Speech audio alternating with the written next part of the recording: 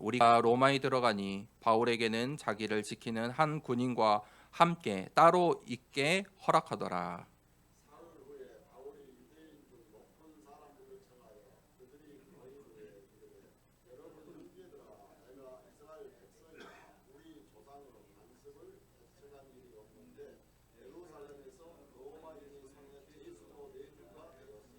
로마인은 나를 신문하여 죽일 죄목이 없으므로 석방하려 하였으나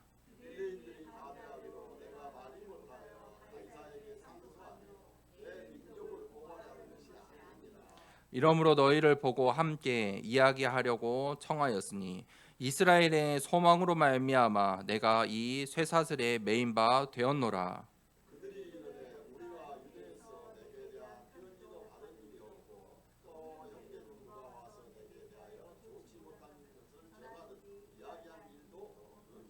이에 우리가 너의 사상이 어떠한가 듣고자 하니 이 파에 대하여는 어디서든지 반대를 받는 줄 알기 때문이라 하더라.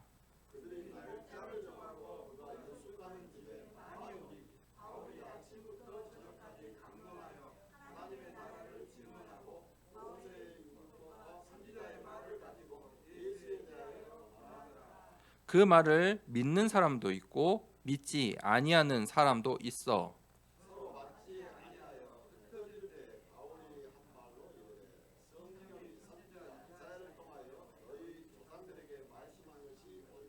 일러스되 이 백성에게 가서 말하기를 너희가 듣기는 들어도 도무지 깨닫지 못하며 보기는 보아도 도무지 알지 못하는도다.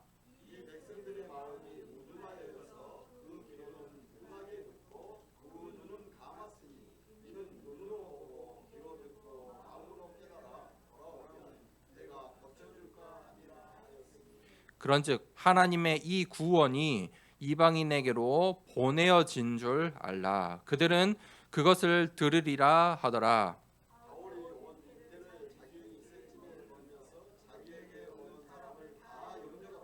함께 읽겠습니다. 하나님의 나라를 전파하며 주 예수 그리스도에 관한 모든 것을 담대하게 거침없이 가르치더라. 아멘. 예수 그리스도에 관한 모든 것이라는 제목으로 함께 말씀을 나누겠습니다. 오늘 부활주일입니다. 부활주일 주인공이 누구입니까? 부활주일의 주인공은 바로 그리스도입니다. 부활하신 그리스도예요. 오늘 그 흐름 속에서 이 말씀 강단의 말씀을 함께 보고 중요한 언약을 붙잡아야 되겠습니다. 성경은 하나님께서 우리에게 주신 가장 큰 선물입니다. 그래서 특별 계시라고 합니다. 하나님께서 우리에게 가장 구체적이고 정확하게 주신 하나님의 말씀, 하나님의 뜻, 하나님의 계획이 담겨져 있는 것이 이 성경 말씀입니다. 그러면 이 성경을 볼 때 우리는 어떤 눈으로 봐야 됩니까? 성경을 우리가 볼 때 어떠한 재밌는 스토리가 있는 문학의 책으로, 또 어떤 과학의 눈으로, 어떤 사람들은 특별한 내가 관심 있는 그 어떤 사상의 눈으로 성경을 보기도 합니다. 철학의 책으로 보기도 하고요. 그런데 성경은 하나님께서 인간에게 주신 특별 계시 선물입니다. 하나님께서 무엇을 말씀하시려고 이 성경 말씀을 주셨는가? 그것을 늘 질문하셔야 됩니다. 하나님이 우리에게 원하시는 게 무엇일까? 하나님께서 이 성경을 왜 주셨습니까? 하나님 만나는 길을 알려주려고 주신 것입니다. 그것을 보고 복음이라고 합니다. 그 복음이 무엇이라고 했습니까? 예수 그리스도의 죽음과 부활하십니다. 예수가 그리스도 되십니다. 그것이 복음입니다. 그 복음을 믿으면 구원받는 것입니다. 그 그리스도가 누구입니까? 저번 주에 삼중직 되신 그리스도. 또 오늘 부활주일 이 그리스도 5가지의 그리스도의 이 사역들을 볼 건데 우리가 잘 알아야 됩니다. 영세 전에부터 이 그리스도는 계셨습니다. 성삼위 하나님 되신 영세 전부터 계신 그리스도, 성경대로 약속대로 약속하시고 예언하시고 그 말씀 그대로 성취하신 그리스도, 그 그리스도가 성육신 하셨습니다. 인간의 몸으로 예수님으로 오셨습니다. 그래서 예수가 그리스도이십니다. 성육신 하신 그리스도, 그 그리스도가 오늘 부활하셨습니다. 그냥 인간이 아닙니다. 한 나라의 왕으로 오신 게 아닙니다. 이 모든 인류의 하나님 만나는 길, 구원의 길이 되셨습니다. 부활하신 그리스도. 그리고 사도행전 우리가 시작할 때 예수님의 언약을 붙잡았죠. 사도행전 1장 1절 3절 8절 이 138 언약을 주시고 내가 다시 올 거야. 그대로 올 것이다. 재림주 되신 그리스도. 그리고 우리가 죽은 후에 심판을 받아요. 모든 인류, 모든 사람은 심판을 받는데 그 심판장이 누구냐? 그리스도예요. 그리스도가 내 이름을 알면 구원받고, 내가 너를 모른다 하면 지옥에 가는 거예요. 심판주 대신 그리스도. 오늘 그 부활하신 그리스도를 우리가 함께 각인하고 뿌리 내리고 체질 내려지는 그 부활주일이에요. 성경을 통해서 하나님께서 그 그리스도를 말씀하셨어요. 그러면서 세상 이야기, 이 세상 나라를 말씀하셨어요. 이 세상 끝까지 하나님이 원하시는 것은 복음을 전하는 거예요. 그걸 보고 선교라고 해요. 그래서 시대마다 하나님께서 렘넌트 7명을 통해서 하나님께서 그 렘넌트 7명들을 전부 다 왕 앞에 세우셨어요. 세상 왕 앞에 세웠어요. 강대국의 왕 앞에 세웠어요. 이스라엘의 역사, 성경이 말하는 이스라엘의 역사는 뭐냐면 노예되고 포로되고 속국이었고 전쟁 속에 있었고 유랑민족이에요. 나라를 잃어버렸어요. 그런데 그 속에서 언약 붙잡은 딱 한 명, 이 렘넌트들을 통해서 늘 강대국의 왕 앞에 세우셨어요. 무슨 말입니까? 그게 하나님의 능력이고 하나님의 계획이에요. 그들을 통해서, 그 렘넌트 한 명을 통해서 진짜 왕이 누구인지, 참 왕이 누구인지, 참 신이 누구이신지 알게 하신 거예요. 초대교회가 그 예수를 그리스도로 붙잡았어요. 그때 유대인들이 핍박했잖아요. 예수님은 그리스도가 될 수 없어. 우리 이스라엘의 능력 있는 왕이 될 수 없어. 그래서 스데반이 죽었어요. 스데반 집사가 순교했어요. 그런데 그 순교로 말미암아 로마 복음화의 문이 열렸다니까요. 하나님께서 이 한국 땅에 전쟁이 끝나고 이 선교사들을 통해서 교회를 세우셨어요. 여러분, 전쟁이 끝나면 앞으로 지금 전쟁 중인 나라들이 많은데 전쟁이 끝나면 비참할 거예요. 전쟁이 끝이 나면 끝이 난 게 아니에요. 저희 할아버지 때 전쟁이 있었다니까요. 먼 이야기가 아니에요. 저도 할아버지에게 그 전쟁 이야기 들었어요. 전쟁 나면 끔찍한 일이에요. 내가 무엇을 갖고 있는지, 뭐 내가 꿈꾸는 거, 우리 자녀, 아무 그런 게 필요 없어요. 도망가야 돼요. 살기 위해 죽여야 되고 끔찍한 일이에요. 그때 그 전쟁을 통해서 우상 숭배하던 이 나라에 그 전까지 조선시대는 선교사를 받지 못했어요. 배에서 내리지도 못하게 했잖아요. 전쟁 끝나고 선교사들이 들어왔어요. 그래서 교회가 세워졌어요. 그래서 한국교회가 부흥하기 시작했는데, 그런데 1980년대가 가장 부흥할 때고 90년대에 이제 한국교회가 드디어 이제 배불러서 싸우기 시작했어요. 교단이 막 나눠지고 정말 정신없이 싸웠어요. 그때 일어난 게 다락방 전도 운동이에요. 우리 그만 싸우고 진짜 전도하자. 전도하고 싶은 사람들 함께 모이자. 그래서 다락방 훈련은 시작되고 모였어요. 그래서 다락방 전도운동 우리 목사님들 출신들 보면 전부 다 달라요. 침례, 순복음, 뭐 진짜 오만 교단에 있는 분들이 다 모였어요. 전도에 관심 있는 목사님들이. 그래서 진짜 현장에서 전도하고 선교사님들 현장으로 파송하고 세계 복음화라는 이 언약을 붙잡고 시작했어요. 그때 이단이라고 핍박하니까 도리어 이제 우리가 모여서 그러면 우리끼리 모여서 더 힘내서 전도와 선교하자. 그렇게 시작됐어요. 그런데 20년이 지나고 다시 이제 이 안에서 또 배부르니까 여러 가지 시끄러운 목소리가 많아요. 그런데 이게 또 하나님의 계획이에요. 그래서 우리가 붙잡은 언약이 뭐냐? 이제 세계복음화를 더 구체적으로 237 나라 5천 종족을 살리자. 키포인트가 뭔지 아세요? 한국 교회가 아무도 관심 갖지 않는 우리 우리가 한국 교회잖아요. 한국 교회 안에 한국 땅에 와 있는 단민족들을 살리자. 단민족 복음 전하자. 그게 하나님이 원하시는 흐름이에요.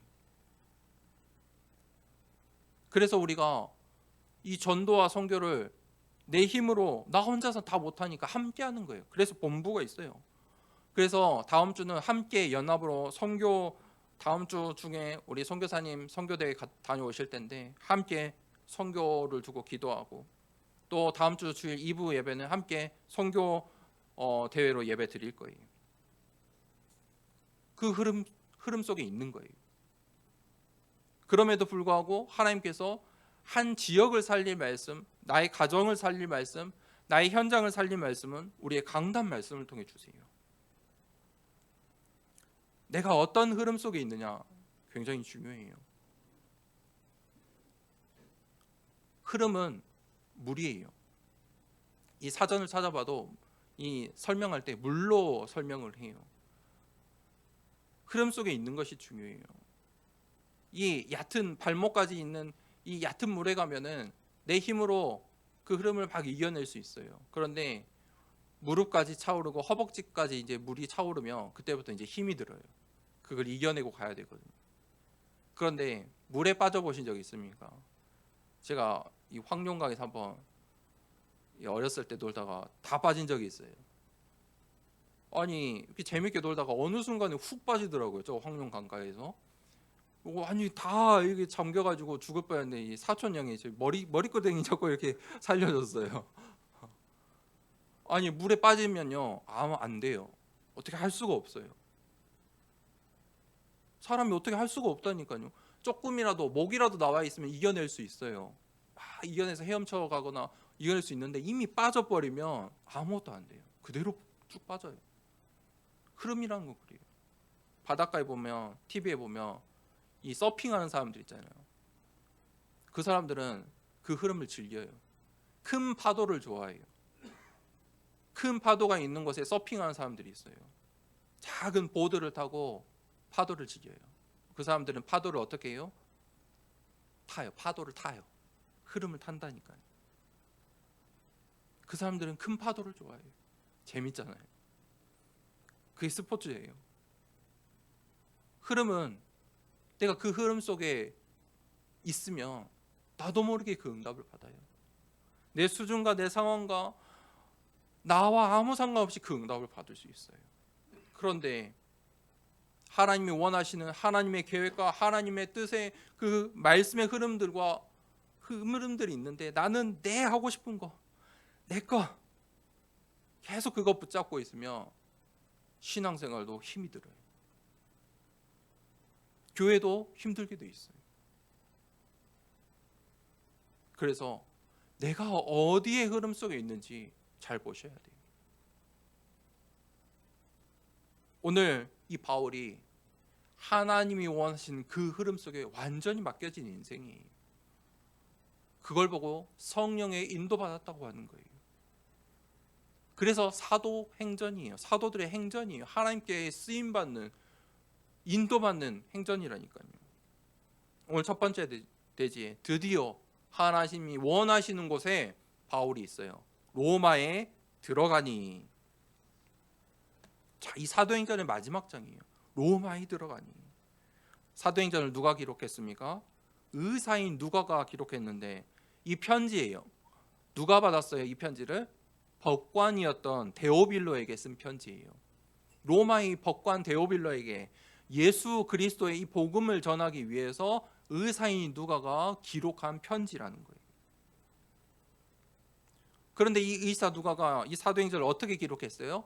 직접 보고 듣고 체험하고 기록한 편지예요.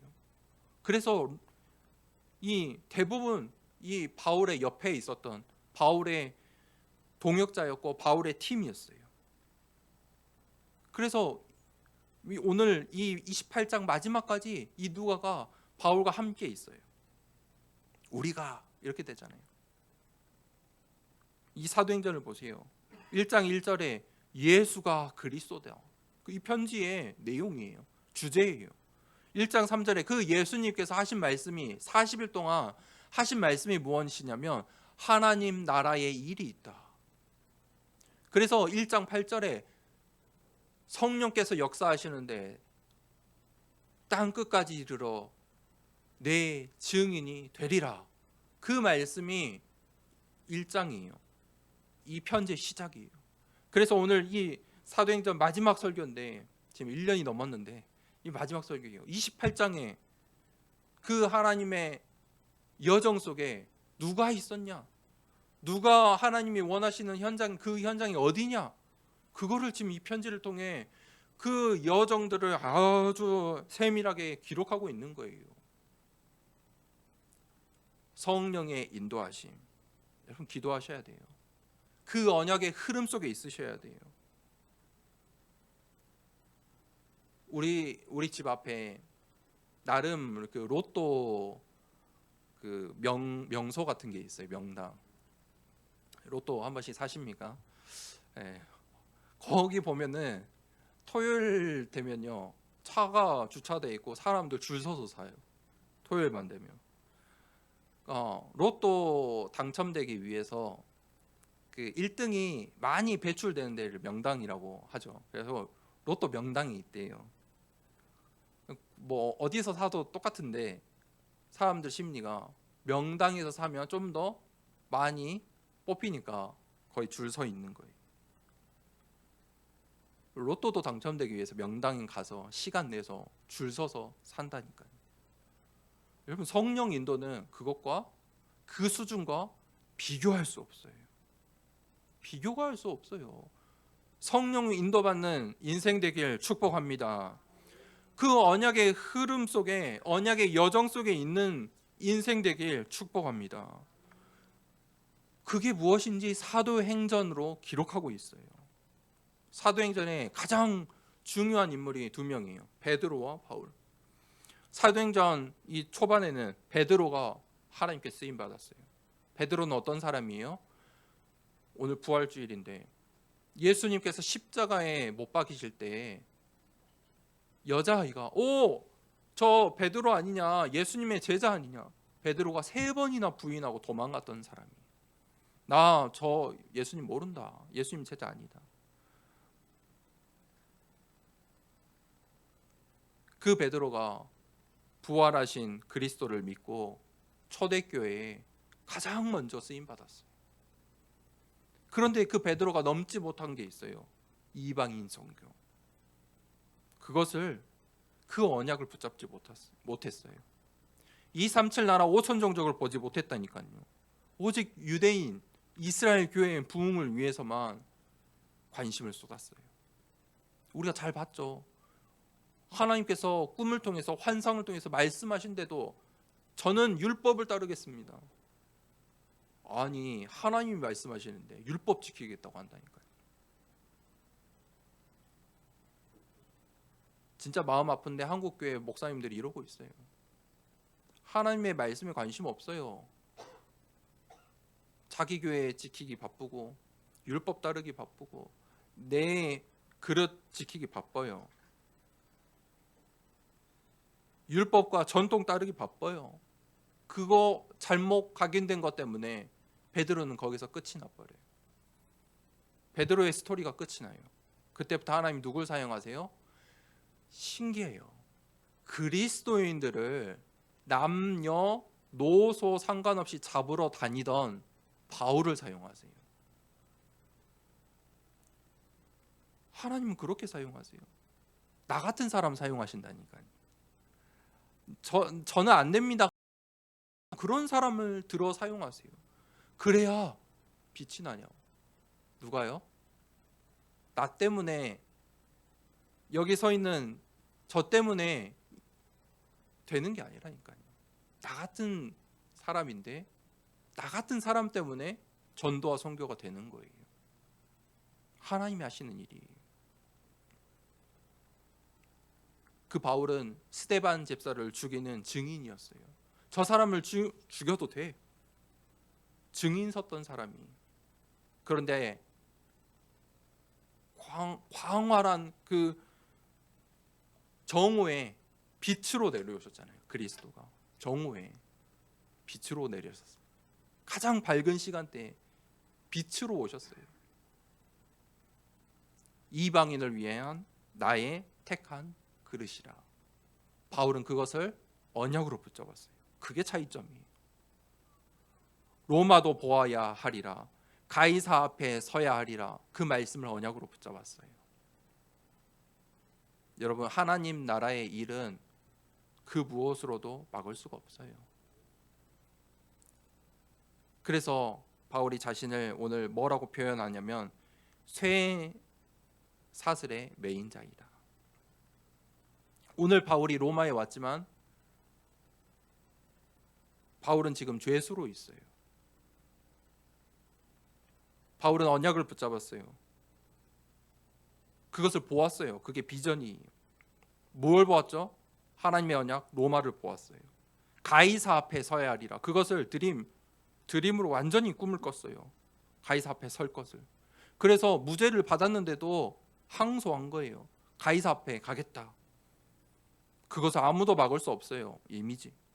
그것은 반드시 성취돼요. 프랙티스, 실현, 로마 복음화.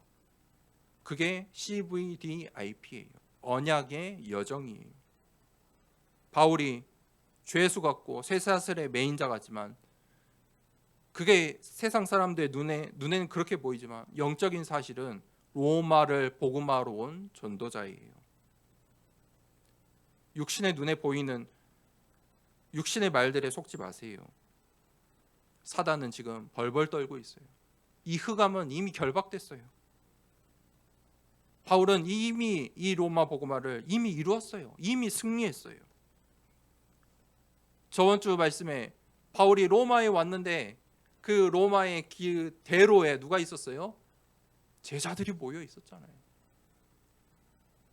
세상 나라에 속지 마세요. 하나님 나라의 일을 막을 사가 없어요.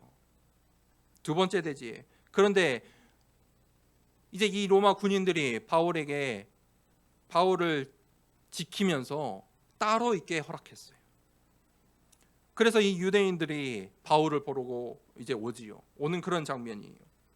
유대인들을 보세요. 유대인들은 하나님께서 이 성경의 이스라엘은 하나님이 택한 민족이에요. 그래서 선민이라고 해요. 그래서 이 이스라엘을 통해서 하나님께서 말씀하셨고 이스라엘을 통해서 언약을 주셨어요. 그런데 이 유대인들은 늘 언약을 놓쳤어요. 언약을 놓치면 그걸 후대에게 전달할 수 없잖아요. 후대에게 전달하지 못했어요. 유대인들은 도리어 뭘 전달했어요? 선민 사상, 율법, 자신들의 당, 그 혈연, 거기에 관심이 있었어요. 그러니까 그 나라의 이스라엘 나라의 스토리는 뭐예요? 노예, 포로, 속국, 전쟁, 유랑민족 될 수밖에 없어요. 지금도 전쟁하고 있잖아요. 지금도 힘 모아서 한 마음이 돼서 전쟁하는 거 아니에요. 그 나라 안에 가면 서로 또 싸우고 있어요. 당파지어서. 그 유대인들 보세요. 바울에게 뭐라고 말해요? 너의 사상이 궁금하다. 너는 어떤 파이냐? 바울파의 너에 대해서 궁금하다. 여러분, 목사가 중직자가 우리 후대들이 언약을 놓치면 이렇게 되는 거예요. 엉뚱한 데 관심 가져요. 하나님이 원하시는 현장, 그 현장이 어디예요 지금? 로마잖아요. 지금 이 유대인들 어디에 있는 자들이에요? 로마에 사는 유대인들이에요. 그걸 못 봐요. 로마 복음화라는 언약을 이들은 보지도 못하고 듣지도 못하고 생각지도 못하는 거예요. 하나님이 원하는 현장 속에 살고 있는데, 그가 유숙하는 집에 많이 오니 이제 사람들이 바울을 보러, 바울의 메시지를 들으러, 복음을 들으러 많이 왔어요. 23절에 바울이 아침부터 저녁까지 많은 사람들이 이 바울을 찾으러 왔어요. 이 현장을 보세요. 로마라는 현장을 보는 거예요. 이 로마라는 현장이 어떤 현장이에요? 완전히 갈급한 현장이에요. 강대국은 갈급한 현장이에요. 이 시대에 미국과 중국 강대국 두 나라의 싸움이잖아요. 결국 또 시작인데 두 나라의 싸움이에요. 무슨 말이에요? 영적으로 그 두 나라가 갈급한 거예요. 또 반대로 말하면 황금 어장이. 바울이 그 사람들에게, 바울은 지금 죄수예요. 근데 그게 플랫폼이라니까요. 로마 군인이 지키면서 죄수로 있는데 그게 플랫폼이에요. 거기에 망대가 세워지니까, 빛의 망대가 세워지니까 사람들이 바울에게 그 예수 그리스도의 복음 듣기 위해 다 모여요. 바울은 거기서 뭐만 하면 돼요? 오직만 하면 돼요. 여러분 현장에 하나님께서 그렇게 나를 파수망대로 세우신 거예요. 그 현장이 어떤 현장이든지 거기서 빛의 망대를 세우세요. 뭐 해야 되냐? 다른 말 하지 마세요. 바울처럼 하나님 나라와 그리스도에 대해서만 말하세요. 그러니까 사람들의 반응이 24절에 믿는 자도 있고 믿지 않는 자도 있더라. 그게 현장이에요. 속지 마세요. 믿지 않는 자도 있고 믿을 자도 있을 거예요. 믿는 자도 있고 믿지 않는 자도 있어요. 그게 현장이에요. 왜 그렇습니까? 25절에 이미 예언된 말씀이, 26절, 27절에 듣기는 들어도 도무지 깨닫지 못하고 보기는 보아도 도무지 알지 못하는도다. 복음을 보고 듣는데도 몰라요. 우둔해져서. 하나님이 원하시는 237 나라 5천 종족을 살리는 이 언약을 보고 들으면서도 모른다니까요. 그러시면 안 돼요. 로마에 사는 유대인들 보세요. 로마에 살고 있는 유대인의 그 언약이 있는데 그들은 몰라요. 바울은 그 로마 복음화 때문에 죄수가 돼서 로마까지 왔잖아요. 언약 놓치면 안 돼요. 복음은요, 감추어진 비밀이에요. 그걸 믿으면 그것이 그때 빛으로 드러나요. 세 번째 되지. 바울은 그렇게 30절에 자기 셋집에 머물면서 자기에게 오는 사람을 다 영접하고, 바울 한 명인데 하나님은 이 한 명을 통해서 로마 복음화의 문을 여세요. 그는 죄수였고 자기의 집도 아닌 새방이에요. 그냥 대기 중인 거예요. 재판받기 위해 대기 중인 죄수예요. 그런데 그 전도자 한 명 때문에 로마 복음화는 시작돼요. 어디에 있느냐가 중요한 게 아니에요.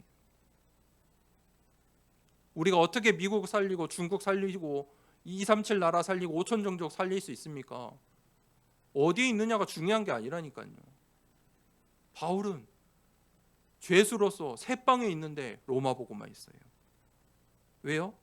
바울이 위대해서? 바울이 능력이 있어서? 아니에요. 그게 하나님의 방법이에요. 유대인들도 로마 군인도 바울을 막을 수가 없어요. 정확하게 말하면 이 복음 운동을 막을 수 없다니까요. 믿기로 작정된 자는 다 믿더라. 아멘.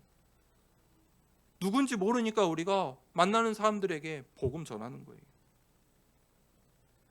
이 전도와 선교, 하나님 나라의 일, 그것을 보는 거예요. 우리는 그것을 보는 거예요. 듣는 거예요. 믿는 거예요. 그게 그 흐름 속에 있는다는 거예요. 그 흐름을 누가가 보고 체험하고 기록한 게 사도행전이에요. 그 성령의 열매를 기록하고 있잖아요. 31절에 하나님의 나라를 전파하며 주 예수 그리스도에 관한 모든 것을 담대하게 거침없이 가르치더라. 아멘. 복음은 하나님 나라의 일과 그리스도에 대해서 예수가 그리스도 되심을 설명하는 거예요. 그것을 담대하게 거침없이 가르치더라. 그것을 눈으로 보고 듣고 마음으로 믿는 우리 모든 중직자 되길 축복합니다. 우리 현장에 또 그렇게 믿기로 작정된 자들이 있어요. 우리가 나의 로마, 그 로마를 붙잡으셔야 돼요. 237 5천 종족 언약으로 붙잡으셔야 돼요. 특별히 이번 주 다음 주 선교 대회, 선교를 집중으로 우리가 마음에 품고 기도하셔야 돼요. 내 수준 아무 상관이 없다니까요. 하나님이 나를 통해 237 나라 5천 종족 살리기 원하세요. 나니까. 나라서 된다니까요. 하나님 하실 수 있어요. 그 복음을 막을 자가 없어요. 제가 오늘 말씀을 준비하면서 사도행전을 마지막으로 제 미션을 붙잡은 게 있어요. 여러분들도 각자의 미션을 붙잡으세요. 우리 이제 상반기 캠프가 시작되는데 40일 작전 기도를 이제 시작하려고 해요.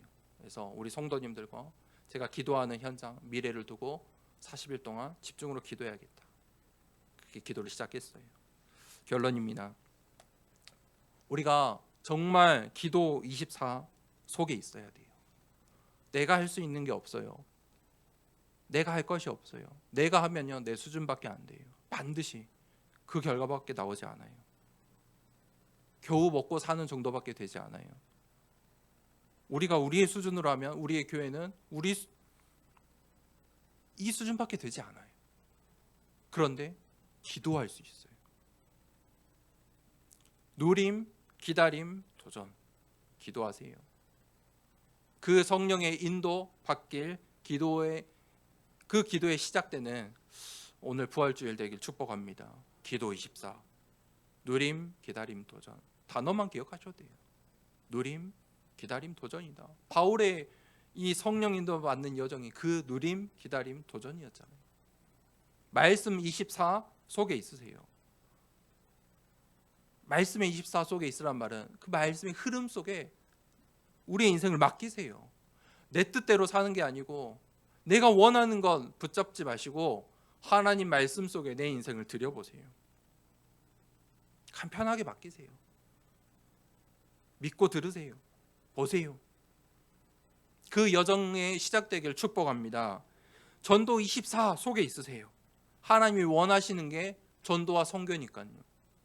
내가 정말 전도와 선교에 쓰임 받으며 그때부터 내 수준, 내 한계, 내 생각, 내 뜻을 벗어나게 돼요.